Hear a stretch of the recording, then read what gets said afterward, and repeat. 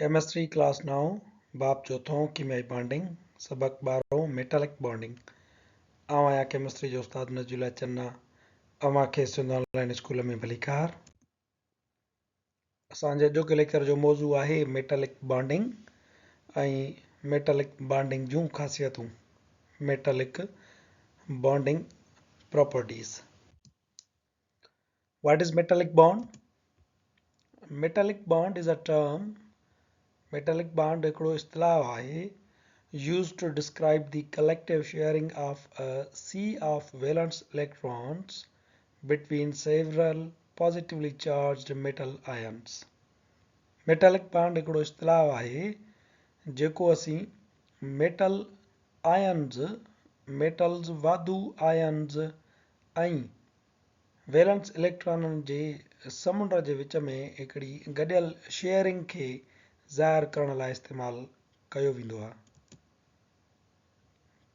ही positively charged metal ions आहिनि ऐं इन्हनि जे चौधारी जेको ही इलेक्ट्रॉन आहिनि वैलेंस इलेक्ट्रॉन इन्हनि जे समुंड खे ऐं पॉज़िटिव आयन्स जे विच में जेको कलेक्टिव शेयरिंग आहे उन खे डिस्क्राइब करण जे लाइ मेटालिक बॉन्ड जो टर्म इस्तेमालु थींदो आहे। छा थींदो आहे त ही जेको समुंड असीं ॾेखारियूं था वैलेंस इलेक्ट्रॉननि जो इन्हनि खे ही पॉज़िटिव आयन्स जेके आहिनि मेटल जूं उहे गॾियल तौर ते अट्रैक्ट कंदियूं आहिनि। इन क़िस्म जी अट्रैक्शन खे असीं मेटालिक बॉन्ड सॾींदा आहियूं। असुल में छा थींदो आहे, मिसाल जे तौर ते ही कंहिं बि धातुअ जो हिकिड़ो टुकड़ो आहे फॉर एग्ज़ाम्पल सोडियम जो, उन जे चौधारी जेकी ही वैलेंस इलेक्ट्रॉन आहिनि इहे वैलेंस इलेक्ट्रॉन कंहिं वक़्तु हिन जे चौधारी कंहिं वक़्तु हिन जे चौधारी ऐं वरी कंहिं वक़्तु हिन जे चौधारी पिया फिरंदा आहिनि। इहो सी ऑफ वैलेंस इलेक्ट्रॉन इन्हनि सभिनी मेटल आयन्स जे चौधारी पियो फिरंदो रहंदो आहे। ही पॉज़िटिवली मेटल आयन्स जेके आहिनि उन सी ऑफ इलेक्ट्रॉन्स खे कशिश कनि थियूं। अहिड़े क़िस्म जी कशिश खे असीं मेटालिक बॉन्ड सॾियूं था।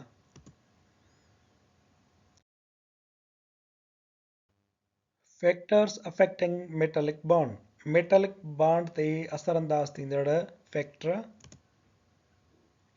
The factors that affect the strength of a metallic bond include metallic bond ji strength ते सघ ते असरअंदाज थींदड़ जेके फैक्टर आहिनि उहे ही टे आहिनि। नंबर पहिरियों total number of delocalized electrons, total जेको तादाद आहे delocalized electrons जो उहो केतिरो आहे। मिसाल जे तौर ते सोडियम में ॾिसो त delocalized electron जेके आहिनि उहे घटि आहिनि पर मैग्नीशियम में उहे ॿीण ते आहिनि ऐं एल्यूमिनियम में इहे delocalized electron अञा टीण ते आहिनि। इन्हनि जो असरु छा थो पवे त जेतिरा delocalized electron वधीक हूंदा मेटालिक बॉन्ड ओतिरो वधीक मज़बूत हूंदो। सोडियम खां वधीक मज़बूत मेटालिक बॉन्ड आहे मैग्नीशियम जो ऐं मैग्नीशियम खां अञा वधीक मेटालिक बॉन्ड जेको मज़बूत आहे उहो थींदो एल्यूमिनियम जो। नंबर ॿियो आहे magnitude of positive charge held by the metal cation. Metal cation जे अंदरि पॉजिटिव चार्ज जो मिक़दार केतिरो आहे। मिसाल जे तौर ते हाणे सोडियम आहे उन जे अंदरि पॉजिटिव चार्ज जो मिक़दार 1 आहे पर मैग्नीशियम जे अंदरि उहो पॉजिटिव चार्ज जो मिक़दार 2 आहे छो त हुन जा वैलेंस इलेक्ट्रॉन जो फ्री हूंदा आहिनि डीलोकलाइज़ हूंदा आहिनि उहे परे हलिया वेंदा आहिनि त मैग्नीशियम पाण 2 पॉजिटिव जो थी पवंदो आहे ऐं ईअं ई वरी एल्यूमिनियम जेको आहे उहो 3 पॉजिटिव जो थी पवंदो आहे छो त हुन जा 3 डीलोकलाइज़ इलेक्ट्रॉन उन एटम खां परे हूंदा आहिनि। उहे मुख़्तलिफ़ वक़्त ते मुख़्तलिफ़ एटमनि जे चौधारी पिया चकर लॻाईंदा आहिनि। हाणे जेतिरी मैग्नीट्यूड पॉजिटिव चार्ज जी वधीक हूंदी ओतिरो मेटालिक बॉन्ड वधीक ताक़तवर हूंदो। नंबर टियों आहे ionic radius of the cation. जीअं जीअं केटायन जो जेको आयोनिक रेडियस आहे उन आयन जी जेका साइज़ आहे उहा जेतिरी घटि हूंदी जेतिरी नंढी हूंदी ओतिरो तव्हांजो मेटालिक बॉन्ड वधीक मज़बूत हूंदो। तव्हांखे ख़बर आहे त असां सोडियम खां हेॾे मैग्नीशियम जे तरफ़ ईंदासीं त मैग्नीशियम नंढो हूंदो ऐं मैग्नीशियम खां अञा अॻिते हलंदासीं त एल्यूमिनियम अञा नंढो हूंदो। जेतिरी आयोनिक रेडियस घटि हूंदो जेतिरो आयन जो साइज़ घटि हूंदो ओतिरो मेटालिक बॉन्ड वधीक मज़बूत हूंदो आहे।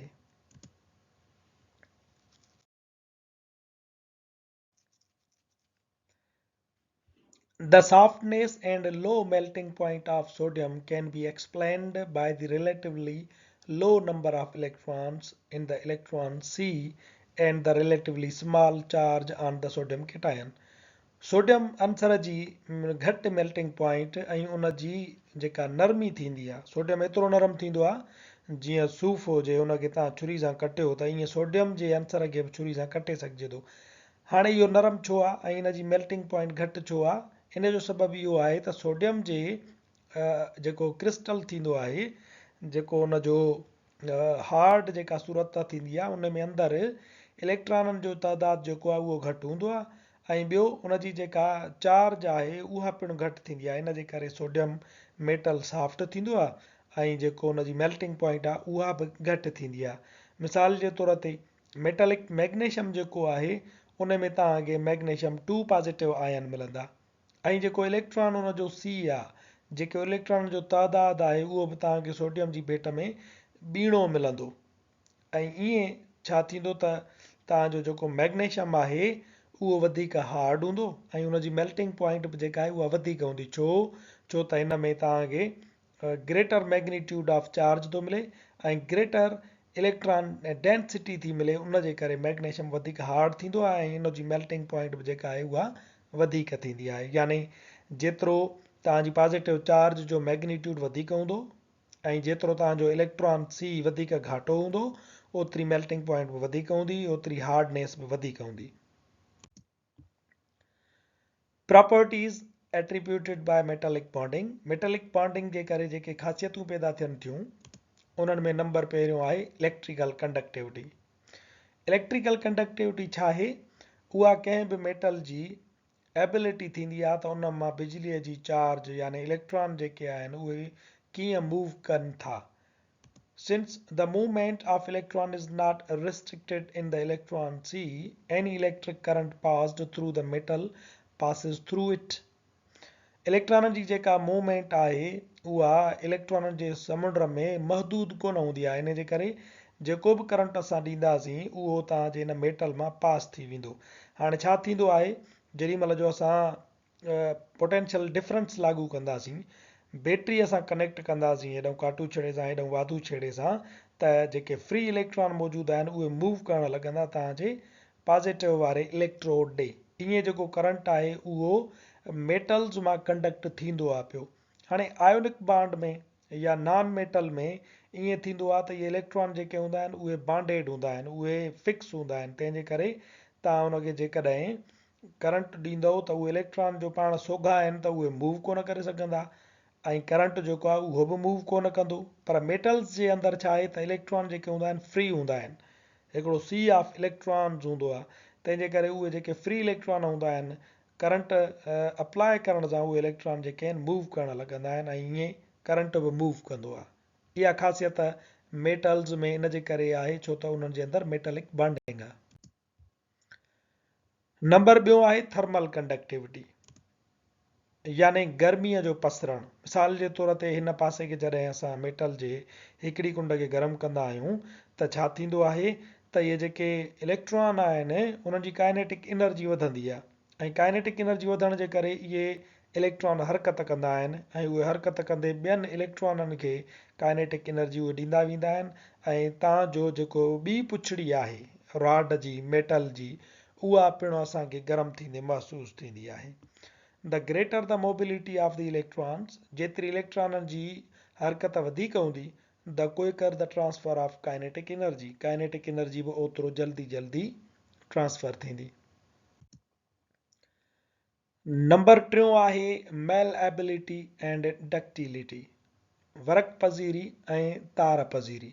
वरक पज़ीरी यानी शीटुनि में कंहिं बि धातुअ खे तब्दील करणु। जीअं तव्हां ॾिठो हूंदो त खोड़ सारा थांव, पेतियूं, संदूकूं, उहे जेके आहिनि तव्हांजे शीटुनि मां ठहियल हूंदियूं आहिनि, उहे शीटूं धातुनि जूं हूंदियूं आहिनि। डक्टिलिटी यानी तार पज़ीरी, जेके बि तारूं आहिनि उहा वायरिंग हुजे इलेक्ट्रिसिटीअ जी, या उहे साइकिल जे फीथे में लॻल तारूं हुजनि या सोन में इस्तेमालु थींदड़ नंढियूं नंढियूं तारूं हुजनि या शीखूं हुजनि, उहे समूरियूं जेके आहिनि इन जे करे आहिनि छो त धातुअ जी ख़ासियत आहे त उनखे तारुनि में तब्दील करे सघिजे थो। मिसाल जे तौर ते जेकॾहिं आयोनिक क्रिस्टल खणिजे जेको लूण जो मिसाल वठो, उनखे जेॾी महिल तव्हां हथोड़े सां कुटींदव त उहो नंढनि नंढनि ज़रनि में टुटी पवंदो। छो त जेके क्रिस्टल जे अंदरि एटम हूंदा आहिनि उहे रिजिड लैटिस में बंदि हूंदा आहिनि, हिकिड़े सख़्तु स्ट्रक्चर में बंदि हूंदा आहिनि। छाजे लाइ? जो उन्हनि जो जेको आयोनिक बांड आहे उन में इलेक्ट्रॉन ऐं जेके आयन्स आहिनि उहे फिक्स जॻहुनि ते बंदि हूंदा आहिनि। तंहिंजे करे असां जेॾी महिल उनखे मथां को हथोड़ो हणंदा आहियूं, को धकु हणंदा आहियूं त उहो टुटी पवंदो आहे। पर मेटल्स जे अंदरि छा थींदो आहे त सी ऑफ इलेक्ट्रॉन्स जेको आहे उहे फिरंदा रहंदा आहिनि। इन जे करे उनखे जेकॾहिं धकु हणिबो त उहो डीफॉर्म थींदो, उहो टुकड़ा न थींदो, उहो मुड़ी वेंदो।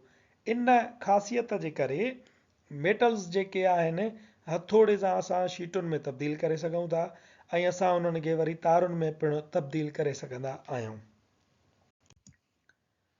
नंबर चोथों आहे मेटेलिक लस्टर, धातु जी जेका चमक थींदी आहे। तव्हां जेके बि धातु जा थांव ॾिठा हूंदा या तव्हांखे धातु जेकॾहिं ज़मीन मां मिले उनखे साफ़ु कयो त उनजी तव्हांखे हिकिड़ी चमक नज़र ईंदी।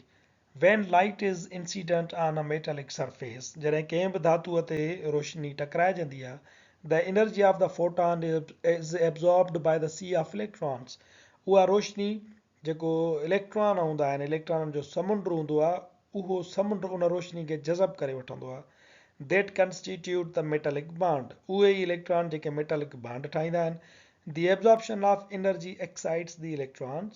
एनर्जी जो जज़ब थियणु छा कंदो आहे? वञी इलेक्ट्रॉननि खे एक्साइट कंदो आहे, इंक्रीज़िंग देयर एनर्जी लेवल। ऐं उहे छा कंदा आहिनि? उन्हनि जी एनर्जी लेवल वधीक थी वेंदी आहे, पंहिंजी एनर्जी लेवल मां जंप करे मथी एनर्जी लेवल ते हलिया वेंदा आहिनि। उतां जेॾी महिल जो वरी वापसि पंहिंजी एनर्जी लेवल ते बुल कंदा आहिनि, जंप कंदा आहिनि, त उहा जेका उन्हनि एनर्जी खई आहे उहा इमिट कंदा आहिनि। उहा जेका इमिट हूंदी आहे उहा असांखे धातु में चमक जी सूरत में नज़र ईंदी आहे। हाणे इहे जेकॾहिं फ्री इलेक्ट्रॉन न हुजनि त इहे जंप बि न कनि, पर इहे जीअं त फ्री इलेक्ट्रॉन आहिनि मेटलिक बॉन्ड में त उहे जंप कंदा आहिनि ऐं वापसि जेॾी महिल पंहिंजे ग्राउंड स्टेट ते वेंदा आहिनि त उहा रोशनी जेका इमिट कंदा आहिनि उहा असांखे चमक जी सूरत में धातुनि में नज़र ईंदी आहे। ॿी ख़ासियत आहे high melting and boiling points, तमामु आला दर्जे वारियूं मेल्टिंग पॉइंट्स, रिझण जो दर्जो ऐं टहिकण जो दर्जो। As a result of powerful metallic bonding, ताक़तवर मेटलिक बॉन्डिंग जे करे the attractive force between the metal atoms is quite strong.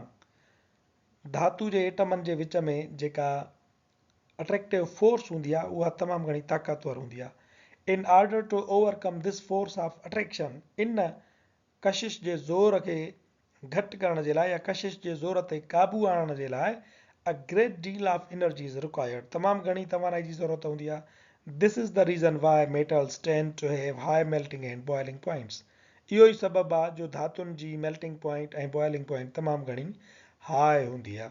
The metallic bond can retain its strength even when the metal is in its melt state.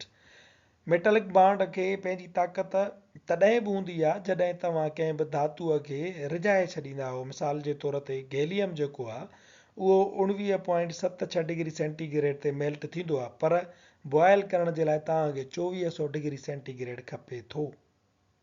Therefore, molten gallium is a non-volatile liquid. इन जे करे जेको रिझियल gallium हूंदो आहे उहो non volatile liquid हूंदो आहे, उहो टहिकंदो कोन, उन लाइ तव्हांखे घणी एनर्जी खपे। असांजो हिन ग्राफ में melting point of period 4 transition metals मिलियल आहे कैल्विन में।